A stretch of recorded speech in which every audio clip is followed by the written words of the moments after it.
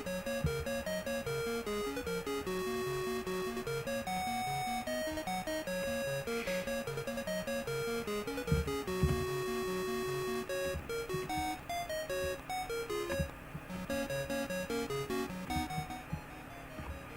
everybody, fixed the joystick from the last time I played, and today we're going to just do a little bit of Frogger. One of my customers actually put this on his TNFS server for me to get to with my FujiNet, so I was super excited to see this. It is Sierra Online's version of Frogger, and as far as I'm concerned, the best version of Frogger that was ever ported over. This was written by John Harris of Sierra Online, who happened to be one of the youngest millionaires ever to live up in Oakhurst. Guy made an absolute fortune with the games that he developed for Sierra. But I'm just going to play a few minutes of this. It's been a while since I played it. I'm going to put it on slow speed.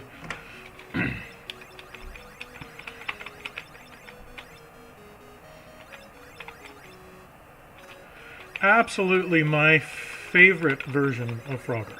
Hands down, this is my favorite. The 2600 version I definitely enjoyed, and I'll still pull that one out every once in a while. The kids, like playing that one. But this one, other than the arcade versions, this one is my favorite. I know a lot of people have some strategies playing it. I don't. Just try to get the frog in the hole. Oh, missed the fly up there to grab. Yeah, this joystick is actually working quite well after I fixed it from playing Jawbreaker when we snapped the little sucker. I'm going to have a video on that here soon. Basically showing how I 3D printed another part for the joystick and fixed it, and it probably will never have that same problem as the originals had before. But anyways, Frogger.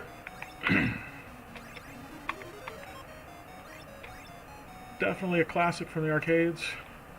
That's what I'm looking for my arcade that you see in the background. I'd love to get a stand-up version of Frogger. I don't think I'm going to make it. Seen a few go up on auction, but they all go for a ridiculous amount of money. Oh, come on, crocodile, get out of there.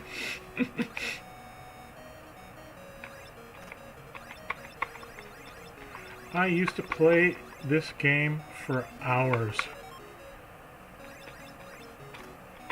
I believe... Whoa, these cars are moving fast. I believe the first version I had of this was on tape, so it was another one of those painfully slow-loading games. Dang it. Friggin' crocodile.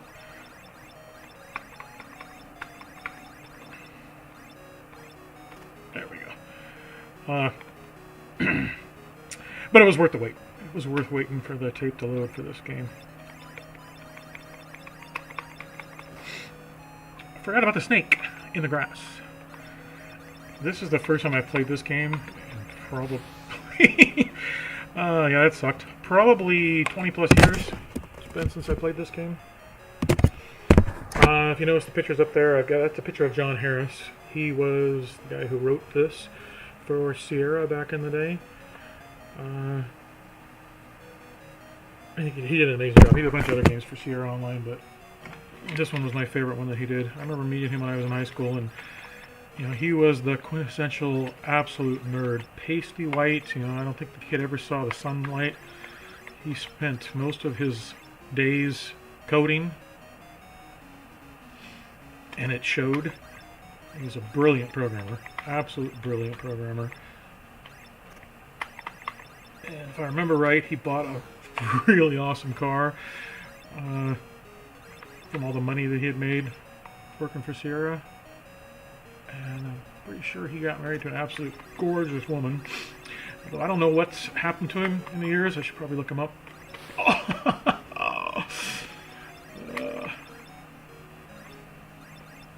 I think he was in his early 20s when he started working for Sierra.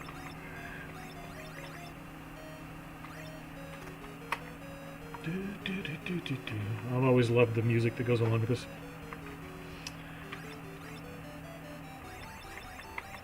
I know it's no Call of Duty. I know there's a new version of Call of Duty out, but I still prefer this game. Although I have to admit, I got the latest Assassin's Creed, and the first half an hour or so of it I just swore at the friggin' Xbox. Because it seemed like some of the controls were changed. And I had played all the other ones so much. I was so used to certain controls. So I didn't like the first half an hour of it. This customer of mine that made this available for me to get on my FujiNet also has found a couple of this old original adventure games this year. I noticed he had Mission Asteroids that he put on there, and Ulysses and the Golden Fleece, which were both early adventure games for the Atari that I definitely enjoyed. So I'll be grabbing those and playing those at some point as well. But I just was in the mood for a quick game of Frogger. Of course, I played it before I started streaming and made it up to like level 4 or 5, which, you know, big deal. But I was also playing on fast and not doing as well on slow. Maybe it's got something to do with the speed. Maybe if I play it back on fast, I'd have a little bit better luck. I think maybe my timing is set for the fast mode, because I don't ever remember playing it in a slow mode when I was a kid. Let's get the female.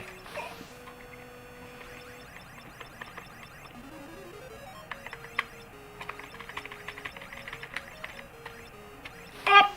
I don't know why I do that. I know the turtles are going to go down, but it's always cracking up at this game. You know, you're a frog. You can't swim. We're not going to make this. Oh, yeah, we will. So why does a frog die when it hits in the water? That's one that I never quite could understand when it came to Frogger. You know, I understand you don't want to get eaten by an alligator. That makes perfect sense. Or a crocodile, whatever it is. And I totally understand why you don't want to get smashed by a car. But you ought to be able to swim. You're a frog. Frog swim. Okay, where are we going?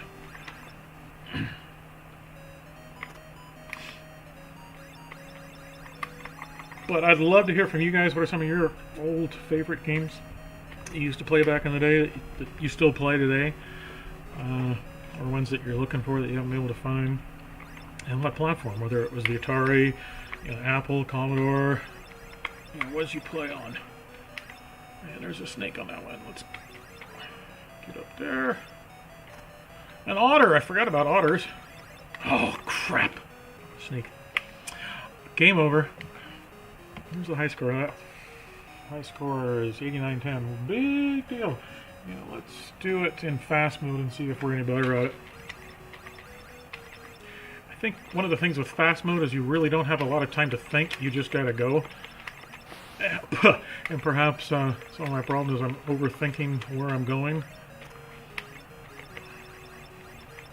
Of course, Frogger was the early beginnings of Crossy Roads that I know was popular here a few years ago.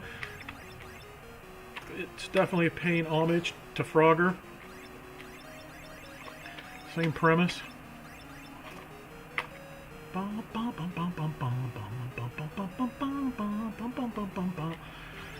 Okay, let's not get smashed. Ah! Missed the flippin' log. And I'm trying to keep it G-rated, you know. Ah! You have no idea how bad I want to save. Okay, alligator, we're going back to you. Get in there. Oh! Those were all super close. Damn, that log goes fast. But anyways, what's your favorite games? You know, what kind of games would you like to see me go get out of the archive and play on here?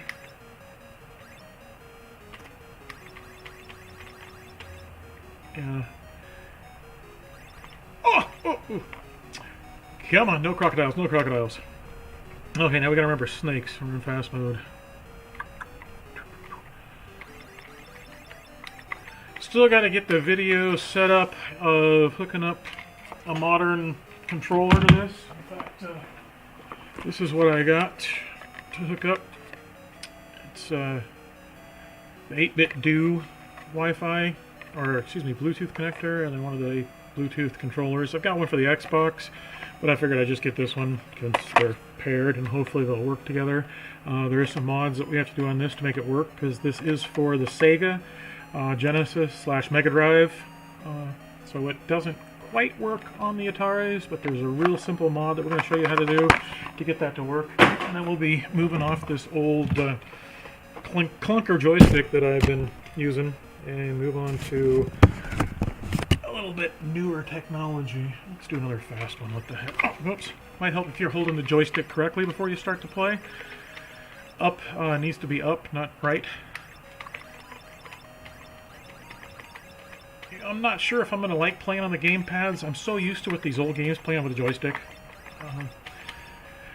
And again, I probably need to get some better ones. I'd probably like to get a Waco or I know the Wing Commander was one I used to use when I was a kid. I really liked that one. There's just something about the feeling of a joystick in your hand when you're playing these games. You know, kids nowadays just don't get it. They're so used to control pads. Ah! Too soon. Stop flipping, flopping, friggin' turtles, disappearing turtles. Well, this is going to be a quick game, I can tell already. Woohoo, level 2. I got one frog left too. Not doing too good. Good thing I fixed this joystick, because I have a feeling by now if I hadn't fixed this joystick, it probably would be broken. Okay. Okay, we're going to start that one over again, because when we die right out of the gate like that, there's not much hope that it's going to be a very successful game. Kind of sets the tone for the rest of the game.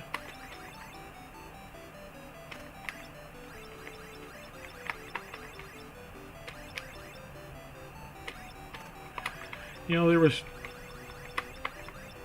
only a couple of types of games back when I was a kid to really start playing with. You know, we didn't have first-person shooters.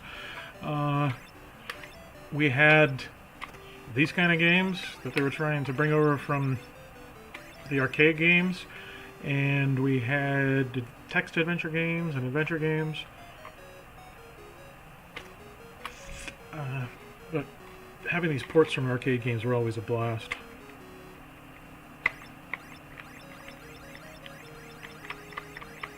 But again, I really think Sierra's version of this is probably the closest you're going to find to an arcade. I want that female frog. I died. Probably the closest you're going to find to the original arcade. I know it's a heck of a lot closer than the 2600 version.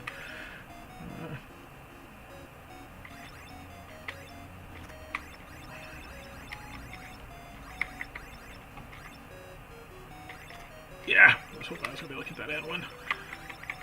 Oh, mother. Oh! There's nothing to jump on, dummy.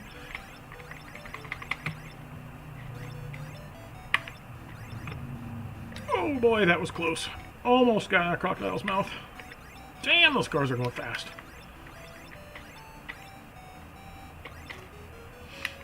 Okay, snakes. Snakes and otters. Again, snakes I can see. Snakes eat frogs. Otters probably wouldn't mess with the frog. Damn otter. But, it is what it is. I seem to remember I was better at this game back in the 80s.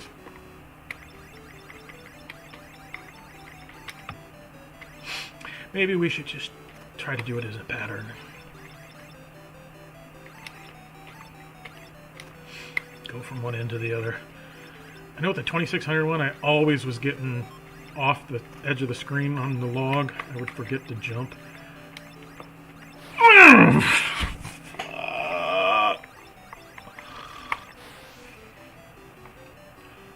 Son of a... Really? Hopefully the audio is right for the game. You know, the other day I was trying to do some recording of the game and the audio was just so hot for the game you couldn't even hear me talking. So I'm hoping the audio is right. Still learning. Give me time. New channel. New to this whole streaming. streaming stuff. I'm sure I'll figure it out as time goes on. So what am I sitting there waiting for? I also noticed there is a, God bless it, a timer. And you kind of need to get across before the timer runs out.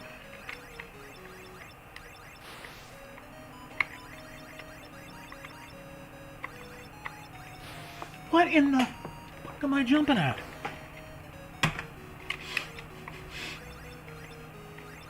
No one saw me hit start. Same, just new game. It didn't fail at all. Yeah. Oh, that log is moving quick. I remember when Crossy Roads came out, I was so excited because it was kind of like Frogger. Except went on forever. And then we got Disney Crossy Roads. And maybe we should put back a slow.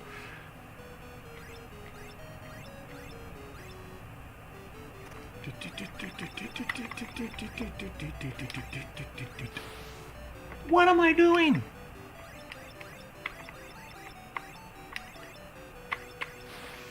Fuck. Okay, sorry. Needed to come out.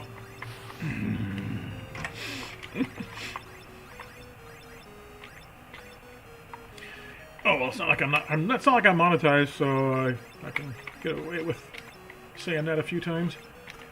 Oh, I should not have made that one. That one should have killed me. Well, let's go to this side.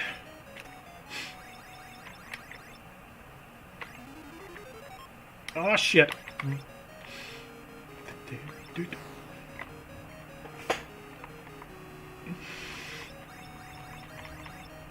Okay, please, yeah, okay. So stable frogs.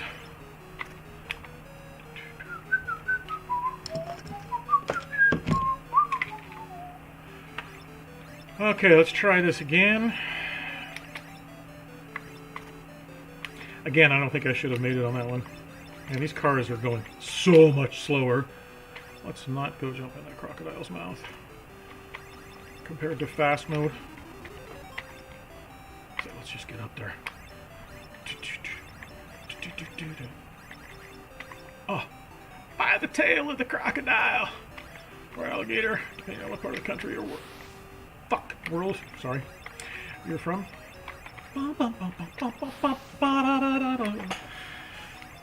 Okay. Okay, where am I going? Just got the one. Oh boy. I don't remember all the artifacting on the right-hand side that you're seeing on the original. I do remember serious artifacting on the 2600, as with most 2600 games.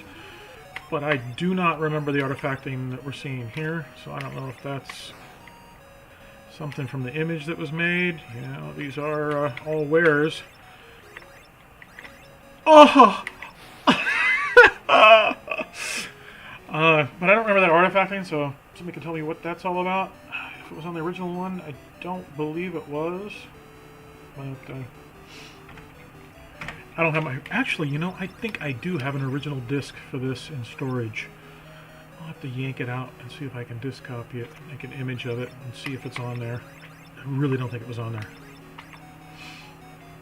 I'm pretty sure I would remember that artifacting. So something tells me it has something to do with whoever pirated this and turned it into an image. Son of a bitch. Well, let's just see if we can break 10,000. Wouldn't that be kind of cool? Like I said, I know I used to be better at this as a kid. Turn my heater off. It's kind of getting warm out here in Gavin's arcade. I want that female frog. There we go. Woohoo!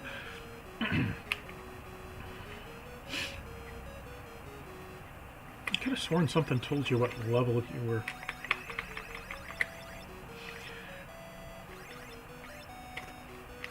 On.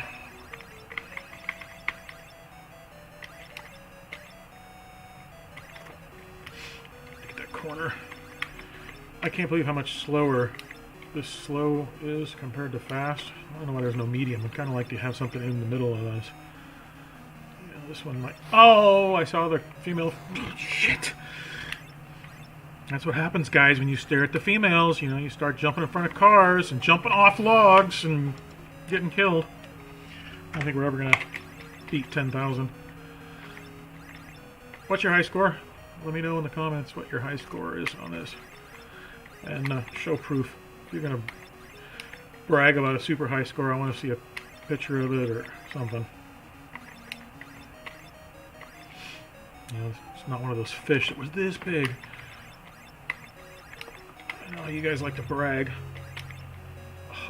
Oh yeah, come on. Yay! Got some bonus points. On a quest for 10 G's. Again, getting myself in trouble checking out the female frog. Okay, now we can just ride slowly and hope nothing pops up in here right as we jump in. That used to irritate me so mad. I'd just get ready to jump, bam, an alligator would pop into that square. Seriously. An alligator would pop into the square and I'd jump right into its mouth. Yeah, let's go to the end here. I can't believe how good this joystick is working. What the fuck am I jumping on? This joystick is working so much better. Amazing what a little PLA plastic will do in a couple hours in a 3D printer. I need a log. Would have loved to have had a 3D printer back when I was a kid. Yeah. There we go. That was almost 10 grand. 6,000. If I would have had a 3D printer when I was a kid, I would have had so much fun. I'm thinking when we die on the first frog, we're just going to start over again. It's kind of pointless dying on the first frog. Oh my god!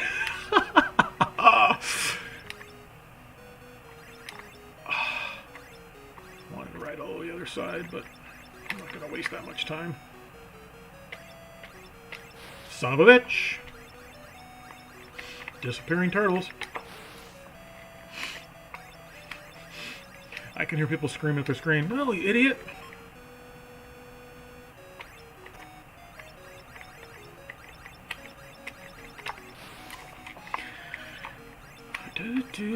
But yeah, if I would have had a 3D printer when I was a kid, there's some cool stuff I could have made. The other thing I would have loved to have had as a kid are like JLB PCP or one of the other ones, OSH Park, PC board manufacturers, because I was always tinkering with electronics, and if I would have been able to make my own PC boards back in the day, son of a bitch, there's no telling what I would have come up with. You know, we used to have to go to Radio Shack and buy components and buy breadboards. Put things together that way. There was no such thing as small run PC board manufacturing. You know, you could get boards designed and built, but you were going to spend a fortune on them. Son of a bitch! And now you can order a board from like OSH Park and get 3 boards for $5 in a week.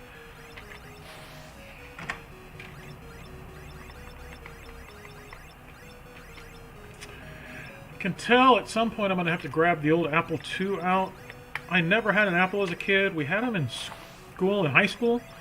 But by the time I made it to high school, I went and talked to the computer science teacher, and he's like, you don't need to take my class. You know, you're going to be bored in my class. You already know way more than what we teach in this class. So I never really got my hands on an Apple II until a couple of years ago when I bought one at an auction.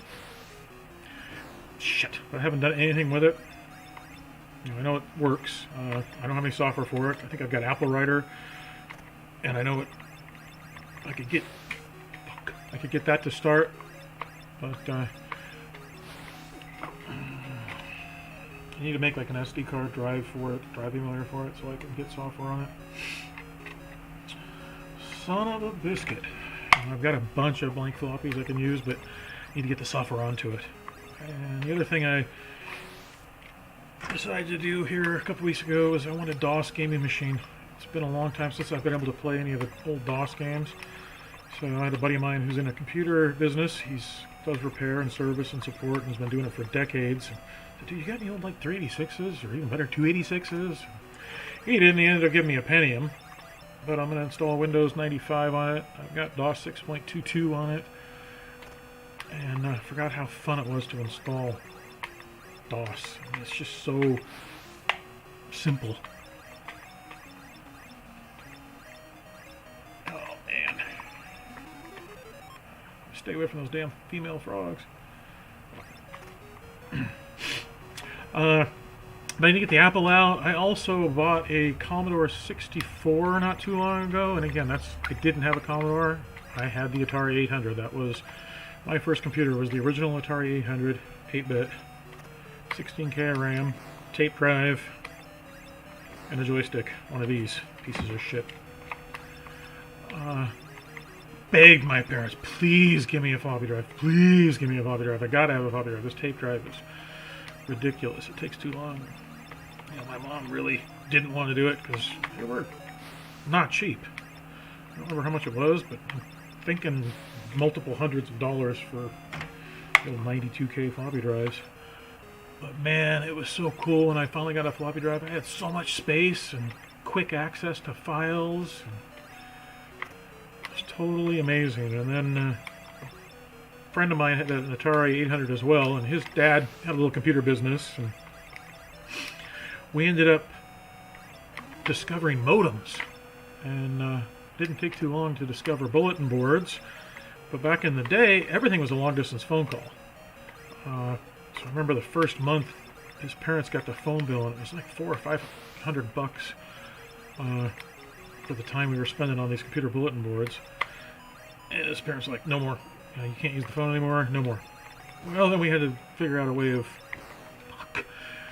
saving some money on long distance. And just happened to run across this bulletin board that we weren't supposed to be calling one night.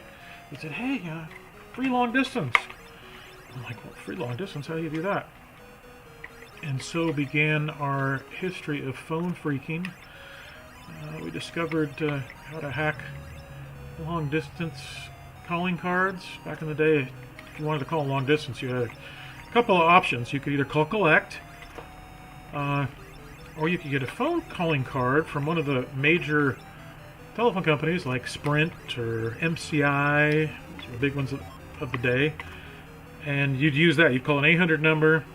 It would answer. You'd enter in your card number and then the number you're going to call, and it would connect the call. And the long distance charges would be charged to that calling card. Well, we discovered how to get calling cards and start letting other people pay for our long distance. And then we started pirating. We didn't care if it took 8 hours to download Rescue on Fracula because somebody else is paying for it.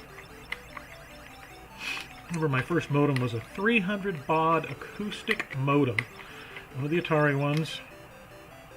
And you used to have to dial the phone by hand and then stick the handset into these two rubber cups that were on the device.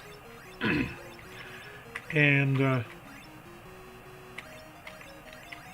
it would use audio to connect the data or transfer the data back and forth. But talk about slow, 300 baud. I mean, you could basically read the words coming across. It was coming across so slow. And then we got a 1200 baud modem, and it was like, oh my gosh, this is so fast. But I still remember a few games when we pirated them. It literally took multiple days to download the game.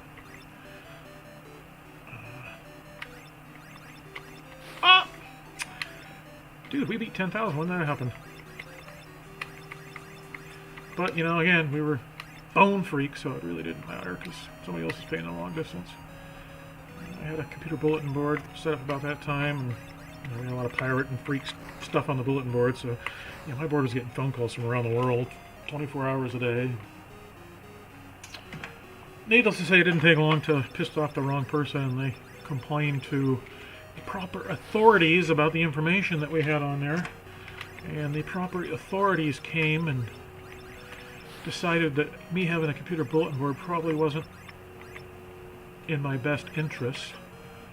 So they shut it down, and I remember I plugged a phone into the computer bulletin board line after they took my computer, and friggin' long-distance phone companies were calling like every day. Who called you on such and such date and talked to you for 9 hours on the phone? I was like, I have no idea. And they're like, how do you not know who calls you on the phone and you talk to them for 9 hours? Like, don't know.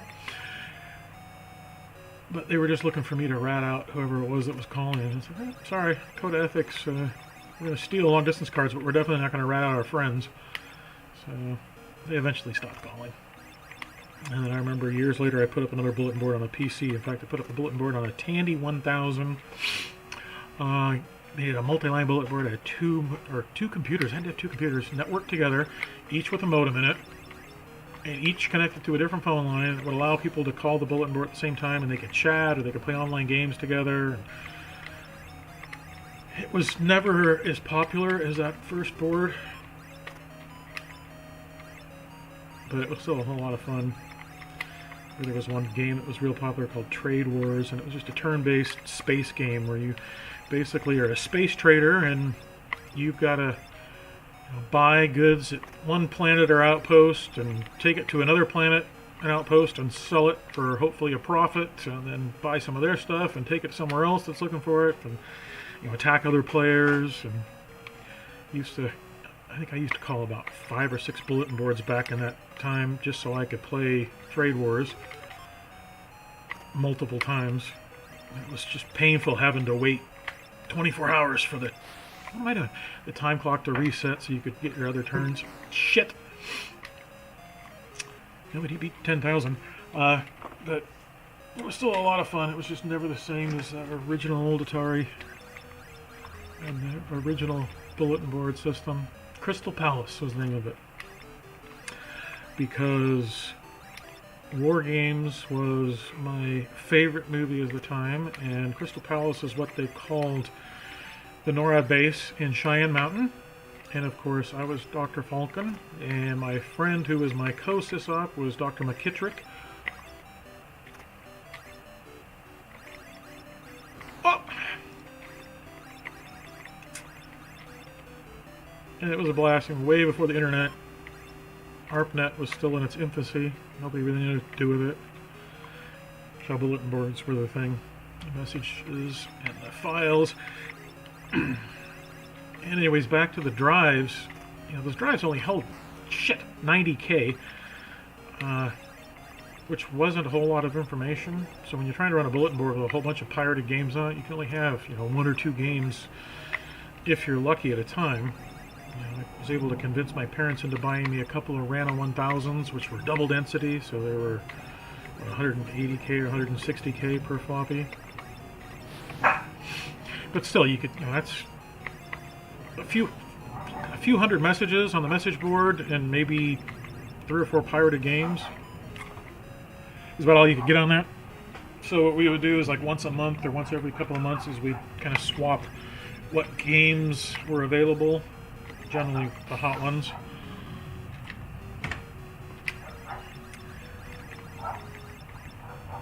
But stuff was it was outrageously expensive back in the day. I remember upgrading my 16K Atari to 48K was like $200 or $300. And drives were ridiculously expensive.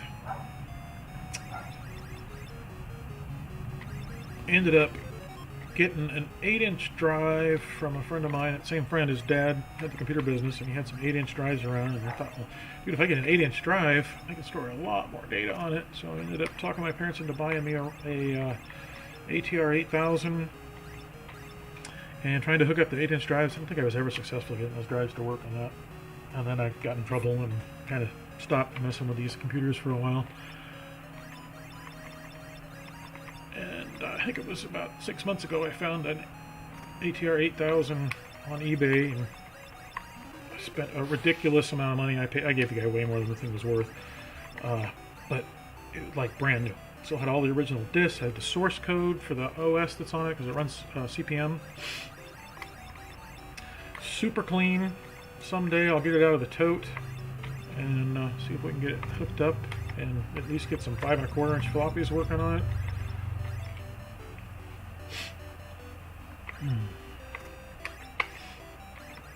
I have no reason to buy it other than nostalgia. I mean, I've got a FujiNet, I've got S-Drive Maxes, so I've got enough virtual drives. I never need a physical drive again. But having some of this old equipment is just for nostalgia purposes. It's kind of fun. Oh! Snake! Forgot about the snake. Forgot about the fucking snake. Oh. In the car.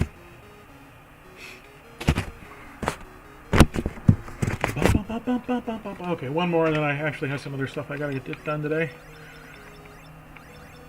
Didn't mean to do this, but the guy sent me the link to his little file server for the FujiNet, and I saw Frogger. It's like, oh, we gotta play. I actually tried to load Mission Asteroids, and it wouldn't load, so I don't know if there's something wrong with the image. I need to copy it onto my local SD card instead of trying to load it over the internet. It might make a difference.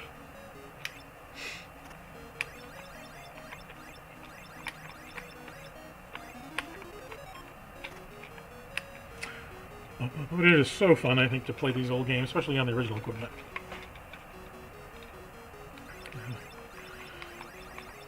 I do have my original 800. It's sitting in a tote behind me. I still pull it out occasionally, but it is the absolute original computer that my parents bought me in 1980. Unmodified.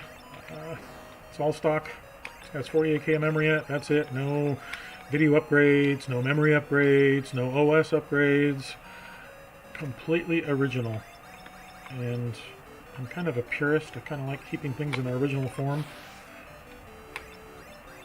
So I ended up buying another 800. And someday I'll modify it. Haven't had time. Probably do an incognito board. Give it some more memory. And upgrade the video output, since there's a lot of great options out there for improving the video. But a lot of those video upgrades, I mean, they're basically if you want to use LCD. I prefer using CRT. In fact, I've got my Commodore 1702 monitor is what normally is hooked up to this computer, because I like the glass. There's something about the glass, in my opinion, that is far better than the LCD. And again, I love the original stuff. So I also bought an Amdec color monitor not too long ago. That was one I always wanted. My parents, again, did the best they could, but I always had just a TV. A friend of mine had the nice monitors. So when I found one on eBay, it's like, you know, I'm going to buy it. Because I was using an LCD. In fact, I'm streaming, right now I'm streaming and it's hooked up to a Dell monitor, just so I can see it with the stream. But when I'm not streaming, it's all about the glass.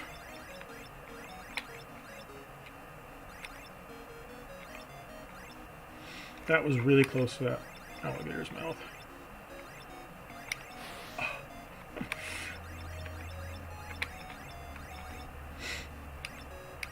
Oh, man, I almost jumped. Would have landed in the drink behind the crocodile. Let's get the girl frog. What the heck? Okay, this one's... Oh! That was close.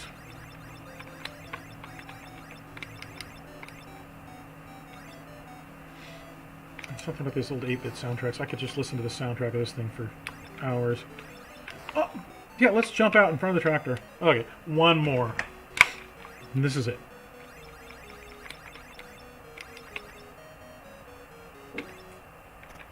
Okay, arcade dogs, hush.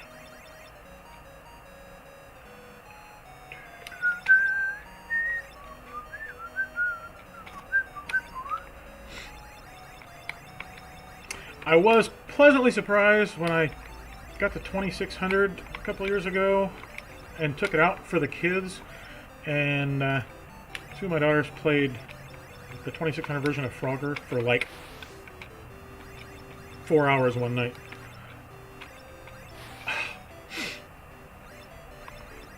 It was kind of cool watching them play, because they're all so used to the newer, you know, the Xbox and PlayStation. To watch them play with a real blocky version, I mean, Frogger on the 2600 is blocks. and they had a blast. We were playing it on like a 65-inch big screen TV. Oh, son of a bitch, can't go up there. And they just, like I said, they played it for hours. I told them, I said, when I had these games, a 13-inch TV was a pretty good TV. 17-inch was just ginormous. And no one that I knew had bigger for their games. Because the TVs, again, like everything else, TVs were outrageously expensive. It's back in the day where you didn't have one in every room of the house. You had one for the house. And, you know, we had to take turns. If you were a big family and had an Atari back in the day, you had to wait your turns for your brothers and sisters, and parents would stop playing it. For me, I was an only child, so I didn't have to share with anybody. And I had my own computer and my own little 13-inch color TV attached to that computer, so I could just play whenever I wanted to, until I put the bulletin board up. And then, you know, when I put the bulletin board up, it's like, well, I can play, but I gotta take the bulletin board down to play, and the bulletin board is like super popular, and, you know, do I want to take the bulletin board down so I can play a game when I could be getting callers or somebody uploading... Okay, Arcade Dog, somebody uploading the latest game that just got pirated, or new LD codes, or... And first, the bulletin board was kind of in the hallway of my house, kind of like a balcony, or looking from the living room, and, you know, everything that happened on the bulletin board would get logged to a printer. And those old dot matrix printers were loud, so, you know, 2 o'clock in the morning, somebody would call, that printer would start making noise and would just irritate my parents to no end. So at some point, they finally agreed to just let me move the computer into my room so they wouldn't be disturbed in the middle of the night. And I used to get so excited when I hear that printer go off in the middle of the night, and knowing that somebody's attached to my bulletin board. What am I doing? I'd get up and go see who it was and where they were from. And it was literally, I mean, people from around the world were calling that bulletin board. And I grew up in the little tiny town of Oakhurst. So when you've got callers calling from Australia or England, it's pretty cool. Yeah, let's jump in front of them.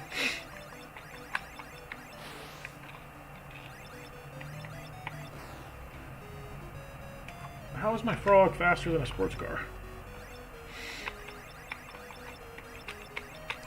So needless to say, you know, I didn't get a lot of sleep back then. Because I would be up all night checking out who's on the board. And then I started getting really nervous. You know, the board started getting really, really popular. I started getting nervous about, you know, who's attaching to the board and if they're going to turn me in or if it's FBI or whatever. So I started kind of forcing people to register and enter their phone numbers. And what I would do if I was sitting there while they were registering, I would try calling the phone number. And if I didn't get a busy signal, then I would disconnect them, because I figured, well, if I don't get a busy signal, then they're lying to me about their phone number. Because back then, most people didn't have 2 phone lines. I mean, unless you got a bulletin board, you didn't have 2 phone lines. And sure enough, I must have pissed off the wrong person. And that person ended up turning me into one of the big West Coast telephone companies, which is called Pacific Bell back in the day. And they in turn got a hold of the FBI. And both Pacific Bell and the FBI came to my house. It was funny, we were actually building a bedroom for me that summer, and as soon as I saw the cars coming down the driveway, it's like, oh boy. I knew what was going on, and, you know, my dad greeted them at their gate, and they asked for me by, is Dr. Falcon here? And my dad's like, oh boy. He knew exactly who they were looking for, and I did too. It's like I knew what was happening. As soon as they asked for me by that name, it's like, okay, well, here we go. And the sad thing is, my dad almost lost his job because of it. He worked for the local phone company, and they thought he taught me how to do the things I was doing with the phones. And my dad had no clue as to what I was doing or how I did it. You know, he was a telephone repairman. He wasn't a switch operator, and we were messing with telephones. Jesus, we were messing with telephone switches at the time. So he didn't teach me how to do it. Computer bulletin boards taught me how to do it. You know, it's like Google taught me how to do it. So I guess in a way we kind of had a Google. It just depended on if you knew the right bulletin board to call. Because there were definitely some good ones to call that you could get all kinds of information and stuff from, and some not so good ones. And here, me and my friend, we were 13, 14, 15 years old with this bulletin board. So we didn't have the resources that some of these guys had. Some of these guys were adults and computer science guys. And they had quite a bit of resources and had some pretty cool bulletin boards out there. But we still had fun. A lot of great memories. Why did I go up there? A lot of great memories. Made a lot of friends. In fact, I'm still friends with one of the guys, the guy who helped customize my bulletin board. He used a software called Amos, and he had customized it quite heavily for my use. Anytime I wanted to add a feature or something, I would send him a message and say, "Hey, can you help me with this?" And by help me, I mean, can you do this for me?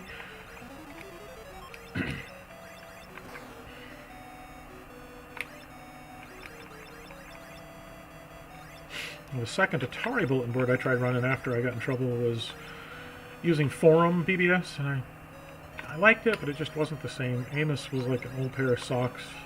They're comfortable, and you know how they fit, and you know how to use them. And then when I got the Tandy and decided to do the PC bulletin board, I ran a bulletin board software called Wildcat. It's a company down in Bakersfield, which is a city in the San Joaquin Valley of California. And they wrote this pretty cool multi-line PBS software for PC compatibles. So I ended up getting that. And I did that one for a few years. It was part of FidoNet, which was an early messaging system before the internet. It was a way for me on my bulletin board to send a message to a friend of mine who may not ever call my bulletin board. It'll call somebody else's bulletin board, but we could still send messages back and forth. It was the predecessor to modern email. And like I said, it was fun. Had a lot of great games that we would play. I know a lot of people used bulletin boards back in the early 90s for kind of like singles, meeting people. And there was a couple of bulletin boards in Fresno that had 16 or 32 lines. And they were more of just, dating sites, people would call them. So try to find love.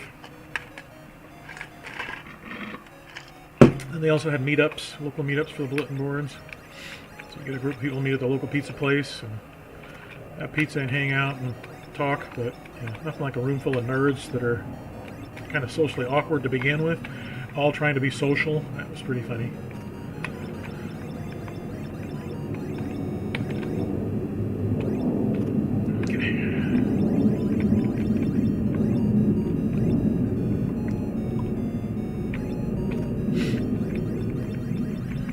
Damn, those cars move fast.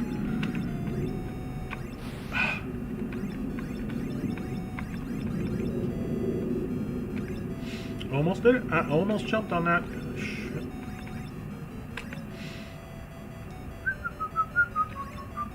Really? Maybe the joystick doesn't work quite as well as I thought. Did not want to go down there.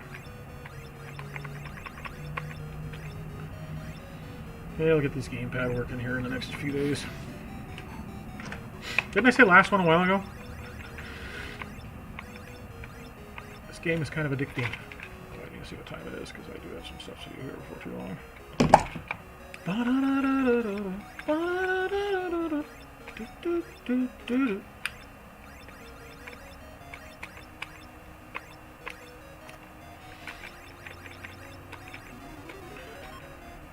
So yeah, just one more. We'll just play one more, right?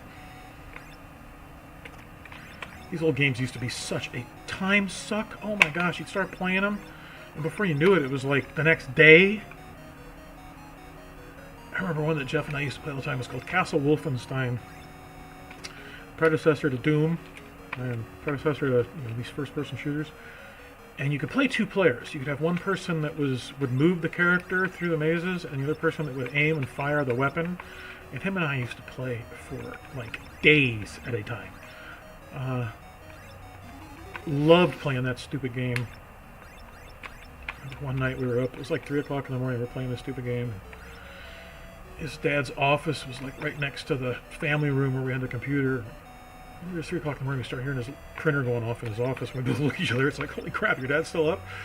And his dad, I swear, he needed like 2 hours of sleep a night, and he would spend the rest of the time programming.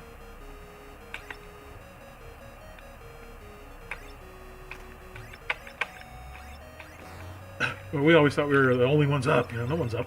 Everybody's sound asleep at this time of the morning or night. And nope, his dad would be up writing another program in CPM.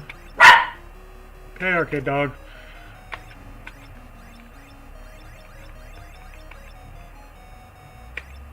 But yeah, we played Castle Wolfenstein, and we learned this trick with Castle Wolfenstein that if you pop the disc out right as you get shot, it doesn't write to the disc that you died. So you could basically just start over where it last saved at. I can't tell you how many discs we cooked popping that thing open like that. Right in the beginning of a write, and it would just jack up the disc. What the hell am I jumping to? Maybe I should put my glasses on. The Castle Wolfenstein was definitely one we used to play the hell out of it. We were so nice because it had kind of a little speech, a couple things in German when you would get caught. Oh boy. Okay. I need to find that game. I don't know if it would be as fun single player, because like I said, we used to, basically the only way we played was if we were both playing together. And it was funny because it was keyboard controls, so we'd have to sit like really close to each other. He'd be on the left side of the keyboard moving the character, and I'd be on the right side trying to aim the gun and shoot the bad guys before they got us. Most of the time not too successfully. This is it. I'm not hitting that start button again. So however this game ends, so be it. I was going to say this one probably won't last for like 30 minutes before I die, but clearly not.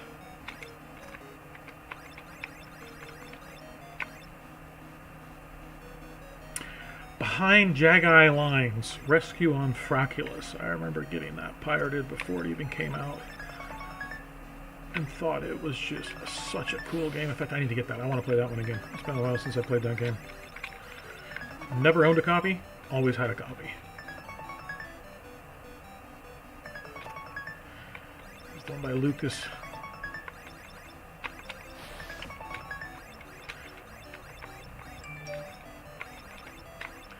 So excited to get that game before it came out. It's like, call Crystal Palace BBS to get your pre-release copy of, I think the copy that I had was Rescue on Fraculus, and I believe it was Behind Jagai Lines is what the final version was. But it's like we were... Okay, that's it. I am done with this game. I am not playing anymore. So, that's it for this live stream.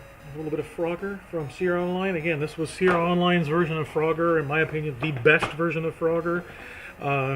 John Harris was the programmer for it. Young guy back in the day up in Oakhurst, Sierra Online. So I hope you enjoyed watching this, and I'd love to hear your comments down at the bottom and give me some ideas of what else that you'd like to play.